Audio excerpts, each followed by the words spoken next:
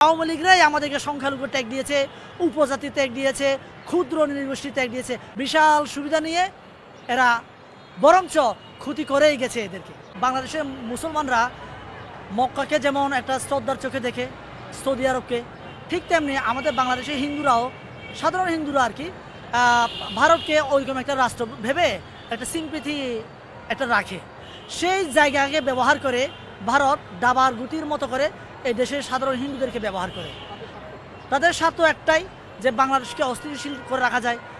অস্থিতিশীল করে রাখতে পারলে এরা ওদের মতো করে বাংলাদেশকে ওদের হাতের মুঠোয় রাখা যাবে।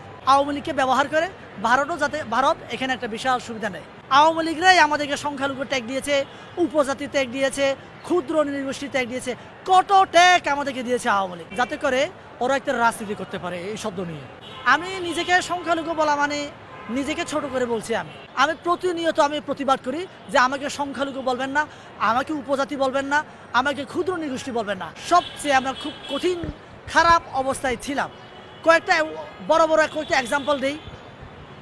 আমাদের চট্টগ্রামের কক্সবাজারের রামুর ঘটনা আপনারা জানেন, বৌদ্ধ মন্দির হামলা, এটাও আওয়ামী লীগ করেছে।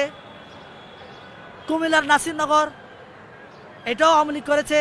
আপনার কুমিল্লার সাল্লা, ব্রাহ্মণবাড়িয়ার নাসিরনগর, বড় তিনটা ঘটনার কথা বললাম। এই তিনটা ঘটনা আওয়ামী লীগ করিয়েছে। এরা যাতে করে পশ্চিমা বিশ্বে এবং ওরা যাতে করে আরেকটিবার চেয়ারে বসতে পারে, এই চেয়ারে বসার জন্য মূলত এগুলো প্রি প্ল্যান করে ঘটনাগুলো ঘটিয়েছে। প্রি প্ল্যান করে ওরা বুঝতে চেয়েছে না, বাংলাদেশে যদি আওয়ামী লীগ সরকার ক্ষমতায় না থাকে তাহলে এই যে হিন্দু, বৌদ্ধ, খ্রিস্টান বা সংখ্যালঘু নামে ওরা যাদেরকে নাম দিয়েছে, এরা বাংলাদেশে অস্তিত্ব থাকবে না। 5 আগস্টের আগে আমরা ভালো ছিলাম না। 5 আগস্টের আগে আমরা মন খুলে কথা বলতে পারতাম না। এই যে আমার চেহারা লোক দেখছেন না, আমাকে বলতো সে পাহাড়ি সন্ত্রাসী, জঙ্গি।